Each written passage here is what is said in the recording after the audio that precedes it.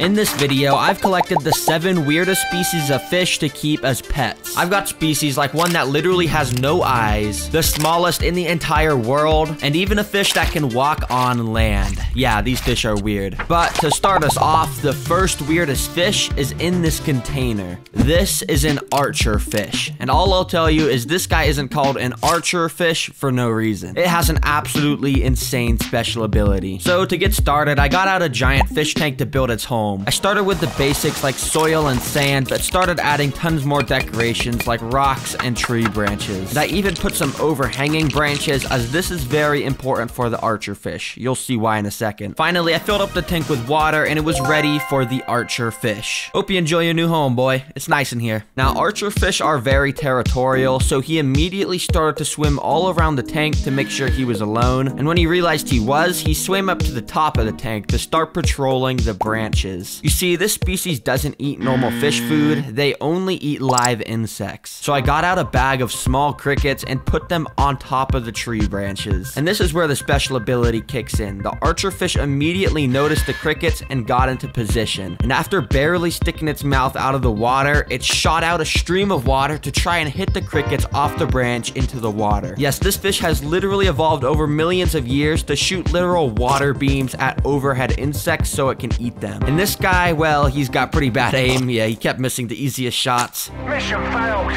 We'll get him next time. But eventually, he knocked one in the water and swam right up to it to gulp it up. And yeah, he wasn't good at that either, but he eventually got it. Oh, you got it. Dang, that was actually super cool. That guy's gonna be an amazing pet. And in this video, there's still 6 even weirder species of fish to show. In this next one, well, you're just gonna have to see it for yourself. These are eyeless cave fish. And as the name suggests, these fish quite literally have no eyes. You're probably wondering how it even eats food, swims, or does anything.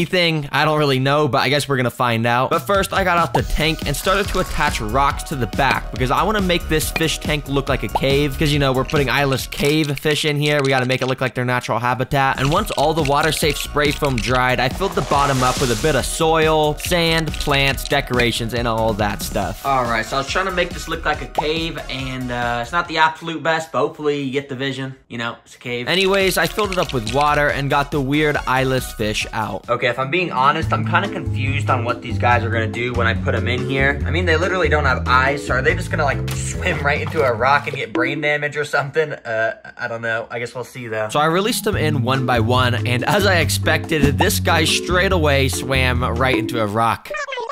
Bruh. But apparently that was just a one-off occurrence, because for the most part they actually acted pretty similar to normal fish. So before I fed them some food, I did some research to figure out how they act so normal, and figured out it's because they have this thing on their body called a lateral line system. Basically, it's a bunch of nerves that can detect super slight water vibrations and help them navigate around. Okay, now this is the fun part. Since these guys are blind, we're gonna see if they're actually able to even eat food. I got these pellets. So I sprinkled them in and they started to sink to the bottom. And almost immediately, the fish's insane scent of smell kicked in and one started to go crazy. And within seconds, the rest of them joined in, and as you can see, they were going insane, eating up all the food off the floor like a bunch of piranhas. Yeah, eyeless cave fish are super cool and super weird, but we still got way more fish that are even weirder, including one that can walk on land. But next up, I've actually got 2 different weird species I'm gonna pair together. In this container, I've got both glass catfish and upside down catfish, which, you know, are both catfish, so they fit pretty well together. Anyways, before I show you how weird these species are, we gotta first, of course, build another tank, and this one's pretty similar to the first. Sand, rocks, wood, stuff like that, you know, and I wanted to especially make this one look like a swamp, so I even made sure the water was a little murky, and then I was done.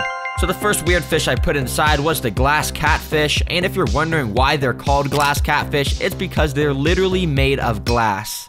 I'm just kidding. They're actually made of fish, but they're called glass catfish because they're completely see-through, if you're wondering. If I put my finger behind the fish, you can literally see it through it. That's pretty weird, you gotta admit. Anyways, while these guys adjusted to the tank, I also added in the 2 upside-down catfish I had. Now, this will probably be a shock to some of you, but they're actually called upside-down catfish because they swim upside down a bunch. Yeah, it's pretty cool, actually. Now, the reason to why they do this is because their favorite food is algae, and when they're upside down, they get access to the parts of rocks other fish can't reach. It's actually pretty smart. Now, normally if I was upside down this long, I'd get a headache, but I guess guess they're fish, so I don't know if fish get headaches, to be honest. All right, now I could just feed these guys just, you know, normal fish pellets, but I think it'd be a lot more interesting to feed them something cool so we can see the food inside their bodies. So that's why I've got this. Apparently it's just some frozen turkey heart, Daphnia, and spirulina. Yeah, I don't know what any of that is, but it's probably gonna be cool to see inside their body. Let's drop it in. So I dropped in a few of the cubes, and immediately they started to dissolve into a bunch of tiny little food that floated around the tank. A few of the ghost catfish immediately went and picked it up off the floor and slowly started to chew it up and swallow it. But after they swallowed it, I couldn't see the food in their body anywhere, and apparently that's because their stomach is actually right here. Yeah, I don't know why they have the stomach so close to their mouth. Like, what if they sneeze too hard? The stomach might just like fall out or something. Well, now that the catfish have been fed, it's time for weird fish number 5, which is easily one of my favorites. The 5th weird fish is in this container. Yeah, I know it looks like there's nothing in here, but that's because this thing is called an Amazon leaf fish. It literally almost never moves, and in fact, the only way you can tell it's a fish is its super tiny fins and its eyes. But don't let this thing fool you. It's actually a fierce predator that will eat anything. But to show you that, we gotta get its home built. For the tank, I wanted to make it look like the bottom of an Amazon rainforest river or lake or something. Now, I didn't really know how to do that, to be honest, but I just stacked up a bunch of pieces of wood so it looked like tree roots. And after filling it up with some water, you can tell it had this orange hue to it, and that's because I let the tannins from the wood soak into the water because it's super healthy for this fish. So I scooped him up into his brand new home, and immediately he went into hiding. Let's play a little game. You have 5 seconds to find the fish in the tank. Let's go.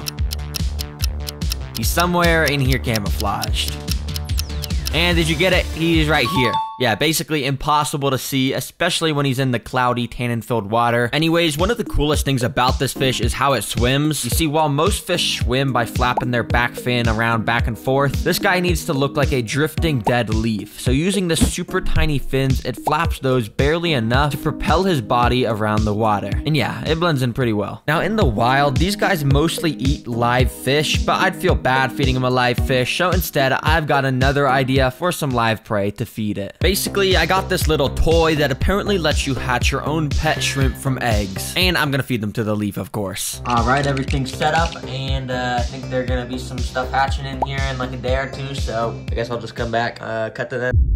Alright, it's been a couple days, and I don't really know if I did this right, but if you look closely in there, there is actually a bunch of those little, I don't really know what they are, but they're swimming around. Something's alive in there, so I'm sure that's a good sign. So I used a little pipette to suck them out, and as you can see, there's a pretty good amount of them inside of it. Then I just sprayed them all around the leaf fish and waited for him to ambush them, or something like that. But I'm gonna be honest, he didn't really react to them at all, and he didn't eat any of them. But of course he has to eat, so instead I got out a pack of frozen shrimp, which are a lot bigger, and surely he would eat. I dropped them in right next to him, and it didn't take long until he started to suck them up one by one. Looks like he's enjoying it. Anyways, this guy's gonna be a great pet, but there is still 2 more extremely weird fish species, with the last one, of course, being the walking fish. It's very cool. But for now, fish species number 6 is in this container. Yes, this is literally the fish. It is the smallest fish available to buy on the entire internet. It's called a chili Rasbora. And no, this is not a baby or anything. It is literally a fully grown adult. I don't even know if it'll be able to eat those tiny little pellets since it's so small, but I guess we'll see. Anyways, for its tank, I bought something to match its size, the smallest one I could find on Amazon. Oh yes, this is super cool and super big. As you can see, it's about the size of my hand. Okay, it's not big, but for some reason it looks like a Lego block. I don't know why. And it also came with this